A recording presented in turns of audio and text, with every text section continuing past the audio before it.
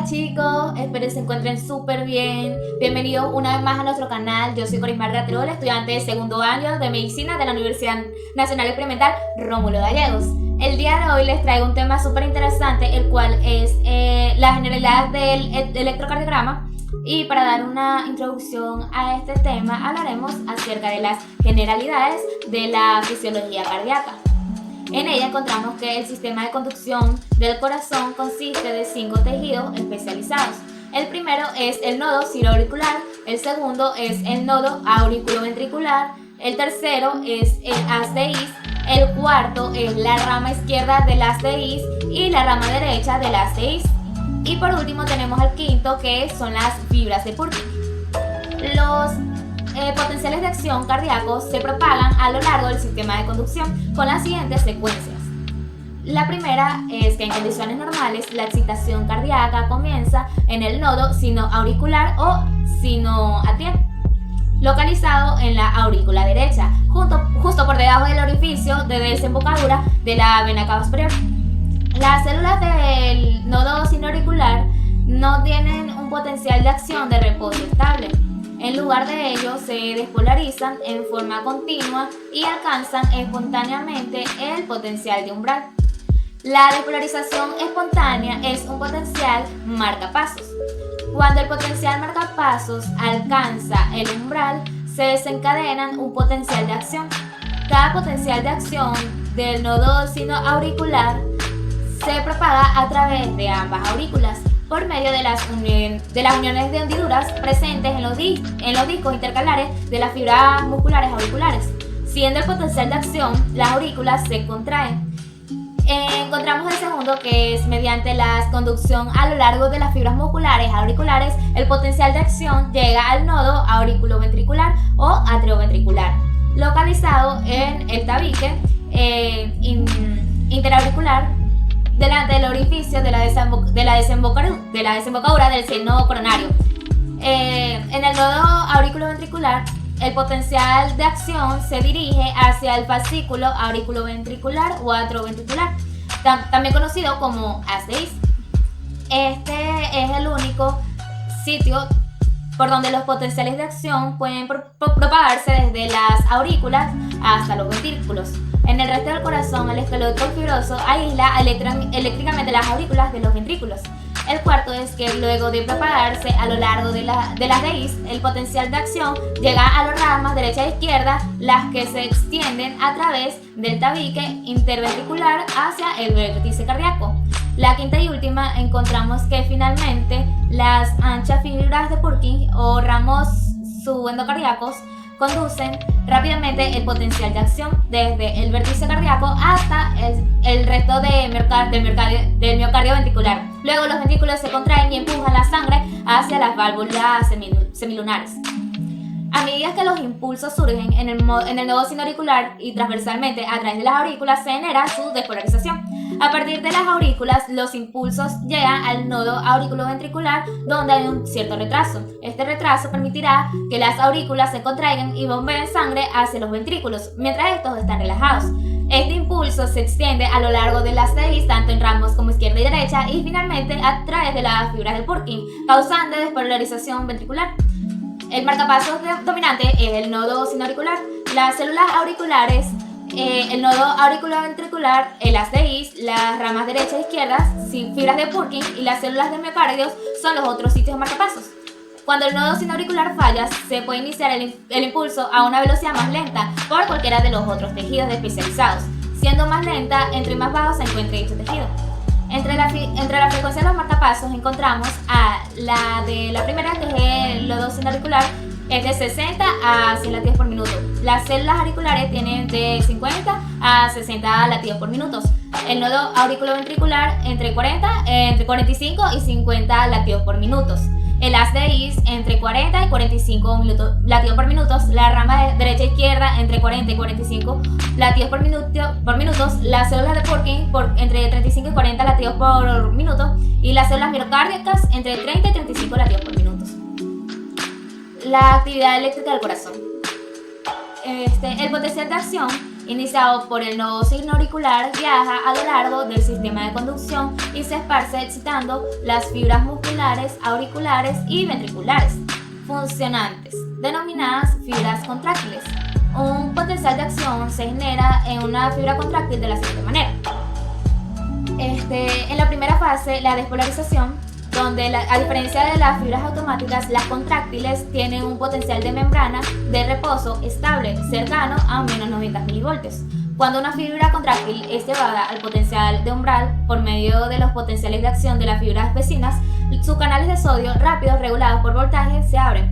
Estos canales de sodio se denominan rápidos debido a que se abren muy velozmente en respuesta a la despolarización que llega al potencial de umbral. La respuesta de estos canales permite el flujo de sodio porque el citosol de las fibras contráctiles es eléctricamente negativo que el líquido intersticial y la concentración de sodio es mayor en el líquido intersticial. La entrada de sodio a favor del gradiente electroquímico produce una despolarización rápida. En pocos milisegundos, los canales de sodio rápidos se inactivan automáticamente y disminuye el flujo del sodio al citosol. La siguiente fase del potencial de acción de una fibra contráctil es el plateón o meseta, el cual es un periodo de despolarización sostenida.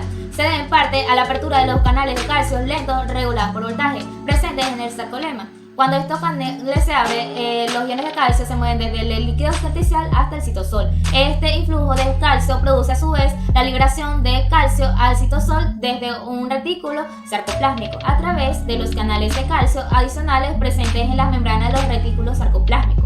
El aumento de la concentración de calcio en el citosol provoca la contracción. También existen varios tipos de canales de potasio regulados por voltaje en el que el sarcolema de una fibra contráctil. Justo antes de que comience la fase de meseta, algunos de estos canales de potasio se abren y permiten la salida de iones de potasio de la fibra contráctil. Por lo tanto, la despolarización es mantenida durante la meseta debido a que la entrada de calcio equilibra la salida de potasio. Esta fase dura aproximadamente 0,25 segundos y el potencial de la membrana de la fibra contráctil se mantiene cercano a 0 milivoltios. Por último, tenemos a la repolarización, en donde la recuperación del potencial de membrana de reposo durante la fase de repolarización de un potencial de acción cardíaco es semejante a la de otras fibras excitables. Luego de un retraso, que es particularmente prolongado en el músculo cardíaco, los canales de potasio dependientes de voltaje se abren. Las salidas de potasio restablecen el potencial de membrana de reposo, el cual es negativo. Al mismo tiempo, los canales de calcio del sarcolema y del retículo sarcoplásmico se cierran, lo que también contribuye a la repolarización. Ya teniendo un breve repaso de lo que es la fisiología cardíaca, entraremos en el tema propiamente dicho. La electrocardiografía es el registro de los impulsos eléctricos que se generan en el corazón. Estos impulsos producen la contracción del músculo cardíaco. El vector se utiliza para describir estos impulsos eléctricos. El vector es una forma esquemática para mostrar la fuerza y la dirección del impulso eléctrico.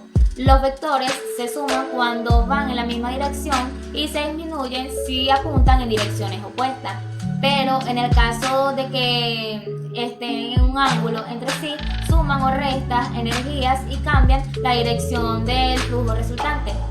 En el corazón hay millones de vectores formados. Cuando estos millones de vectores se suman o se restan, cambian de dirección y es en ese momento cuando tenemos un vector resultante. Este vector resultante condiciona el eje eléctrico, ya sea de las aurículas o de los ventrículos. Por lo tanto, el electrocardiograma es el registro de estos vectores que pasan por debajo del electrodo. Entonces podemos definir al electrocardiograma como una representación gráfica del movimiento eléctrico del vector principal en un punto, un electrodo o una derivación en función del tiempo. El electrocardiograma es una gráfica de voltaje o de vectores versus tiempo. Los electrodos son los dispositivos sensitivos que captan la actividad eléctrica que ocurre bajo ellos. Cuando un impulso positivo se aleja del electrodo, la máquina electrocardiograma registra una onda negativa. Cuando un impulso negativo se está moviendo hacia el electrodo, la máquina de electrocardiograma registra una onda positiva. Pero cuando el electrodo está en medio del vector, El electrocardiógrafo lo registra como una deflexión positiva por la cantidad de energía que se dirige hacia el electrodo y como una onda negativa por la cantidad de energía que se aleja del electrodo. Las derivaciones del electrocardiograma. Hay 12 derivaciones que constan de 6 derivaciones estándar y 6 derivaciones precordiales. Las derivaciones estándar se les llaman estándar bipolares 1, 2 y 3 y aumentadas ABR, ABL y ABF. Y las derivaciones bipolares fueron llamadas así porque registran la diferencia de tensión eléctrica entre dos extremidades. Por ejemplo, la derivación 1 registra la diferencia del voltaje entre los electrodos del brazo izquierdo y del brazo derecho. La derivación 2, la diferencia de voltaje entre los electrodos de la pierna izquierda y el brazo derecho. La derivación 3 es la diferencia de voltaje entre los electrodos de la pierna izquierda y el brazo derecho. Las derivaciones aumentadas, la abreviatura A se refiere a aumentada, B a voltaje y R, L y F al brazo derecho, brazo izquierdo y pierna izquierda, respectivamente. Estos registran el voltaje de la extremidad correspondiente. Estas derivaciones analizan el plano frontal y nos informan acerca del vector, si es derecho, izquierdo, superior o inferior, pero no visualiza lo anterior o posterior. Se obtienen a partir de 4 cables que se colocan cada uno en una extremidad, de manera que 1, 2 y 3 describen un triángulo equilátero o triángulo de Einthoven, que está formado por piernas y brazos con el corazón en el centro. El 1 se considera el brazo izquierdo como positivo y el derecho como negativo. El 2 se considera como pierna izquierda positiva y el brazo derecho negativo. El 3 se considera pierna izquierda positiva y brazo izquierdo negativo. Las derivaciones monopolares se localizarían en los vértices de dicho triángulo. La ley de Einthoven dice que el potencial del 2 debe ser igual a la suma de los potenciales de 1 y 3. En caso de no cumplirse, estaría ante una mala colocación de los electrodos. Se pueden desplazar los ejes de las derivaciones de los miembros al centro del triángulo que forman, obteniendo un sistema de referencia hexaxial, quedando separada cada eje trigésimo del contiguo, permitiendo dar una orientación especial del vector resultante de la actividad eléctrica del corazón. Tenemos también a las derivaciones precordiales, que todas son monopolares y van desde B1 a B6. La B1 es el cuarto espacio intercostal en la línea paraesternal derecha. La B2 es el cuarto espacio intercostal en la línea paraesternal izquierda. La B3 es la mitad de distancia entre B2 y B4. La B4 es el quinto espacio intercostal entre la línea medio clavicular y la B5 es el quinto espacio intercostal en la línea axilar anterior. Y por último, el B6, que es el quinto espacio intercostal en la línea axilar media, donde también se puede registrar las mismas derivaciones precordiales en el lado derecho, en casos especiales, nombrándose de 3R, B4R, B5R y B6R. En cuanto al electrocardiograma normal, lo comentaremos basándonos en la correlación entre el registro electrocardiográfico con la actividad eléctrica normal del corazón. En el electrocardiograma normal nos encontramos con una primera onda, la cual es la onda P, que corresponde a la despolarización de ambas aurículas, derecha e izquierda, superpuestas. El estímulo se frena en el nodo auriculoventricular, por lo que durante este tiempo no se registra actividad eléctrica, para seguidamente iniciar la despolarización ventricular, dando lugar al complejo QRS, que se sigue de otro periodo isoeléctrico para finalizar con la onda T de repolarización ventricular. Por consiguiente, tenemos a las ondas. En la primera tenemos a la onda P, donde la primera onda del ciclo cardíaco representa la activación de aurículas y en la electrocardiografía se denomina onda P. La primera parte de la onda P representa la activación de la aurícula derecha. La sección media representa la parte final de la activación auricular derecha y el inicio de la activación auricular izquierda. Y por último, la porción final representa la combinación de la activación auricular izquierda. El nodo auriculoventricular se activa cuando se está inscribiendo la porción media de la onda P y esta activación prosigue lentamente hacia los ventrículos durante la porción final de la onda P. Onda TP es la onda que representa la recuperación eléctrica de las aurículas. Esta onda se inscribe al mismo tiempo en que está sucediendo la despolarización ventricular y por lo tanto no se observa en el electrocardiograma. Complejo QRS. Este complejo representa la activación de los ventrículos. El complejo QRS puede aparecer normalmente como una monofásico, 2 bifásico o 3 trifásico, ondas individuales. Por convección, toda onda negativa al complejo de QRS es llamada onda Q. La primera deflexión positiva que representa un complejo QRS es llamada onda R. Una deflexión negativa que siga una onda R es llamada onda S. Cuando se presenta una segunda deflexión positiva es llamada R alta, y si se continúa con una deflexión negativa, esta se llamará S alta. Si el complejo QRS es monofásico negativo, se denomina QS. El intervalo QRS es una medida fiel del tiempo de duración de la activación ventricular. La onda T. La onda T es un ciclo cardíaco que representa la repolarización de los ventrículos. Debido a que la recuperación de las células ventriculares causa una contracción contracorriente opuesta a la despolarización, uno podría esperar a que la onda T fuera opuesta al complejo QRS. Sin embargo, las células epicárdicas se repolarizan más rápidamente que las células endocárdicas, lo que hace que la onda de repolarización se dirija en dirección opuesta a la onda de despolarización. Esto trae como resultado el hecho de que en las personas normales la onda T tenga la misma dirección que el complejo QRS, ya que direcciones opuestas de repolarización y despolarización más direcciones opuestas de los campos eléctricos que avanzan producen una dirección igual del vector eléctrico. Onda U es una onda de bajo voltaje que se encuentra después de la onda T de un complejo y antes de la onda P del complejo siguiente. Hay varias teorías que explican su origen. El primero es la repolarización del sistema de Purkinje. El segundo es la repolarización de los músculos papilares. Y el tercero es de origen mecánico porque coincide con la fase de relajación isovolumétrica del ventrículo. Es normal siempre y cuando sea de menor voltaje y tenga la misma dirección o polaridad que la onda T. La repolarización auricular cae dentro del complejo QRS. La onda T es inicialmente de la misma polaridad que el QRS, siendo habitualmente negativa en ABR y positiva en el resto, aunque puede ser negativa en B1 y en 3, sin que indique una patología. En los niños la onda T suele ser negativa de B1 a B4 hasta los 10 a 15 años, en que pasa a positiva. Intervalos. Encontramos el intervalo PR o PQ que se encuentra desde el inicio de la onda P al inicio del complejo QRS. Lo forman la onda P y el segmento PR. Su duración normal es menor de 0.2 segundos y mayor de 0.12 segundos. Corresponde al periodo que va desde el comienzo de la despolarización auricular hasta el comienzo de la activación ventricular. Por lo tanto, representa fundamentalmente el retraso fisiológico de la conducción que se lleva a cabo en el nodo auriculoventricular. Intervalo QT. El intervalo QT se mide desde el inicio del complejo QRS hasta el final de la onda T.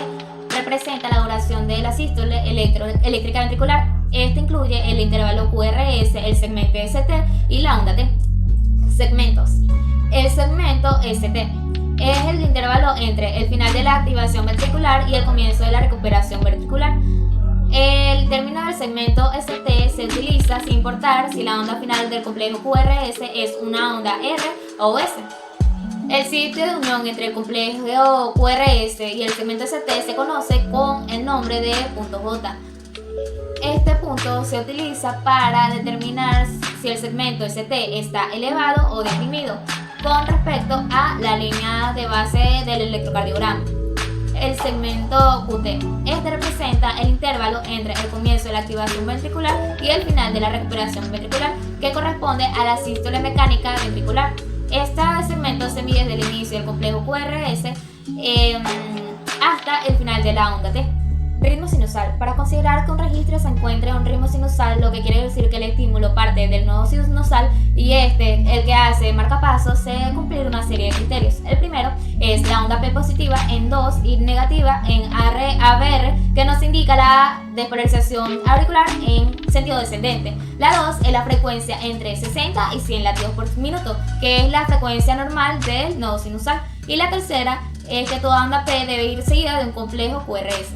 En el papel del electrocardiograma con estandarización normal de 1 milivoltio, cada cuadrícula de 1 milímetro equivale en altura, que es el voltaje, a 0.1 milivoltios y en tiempo, que es a lo ancho, a 0,04 segundos.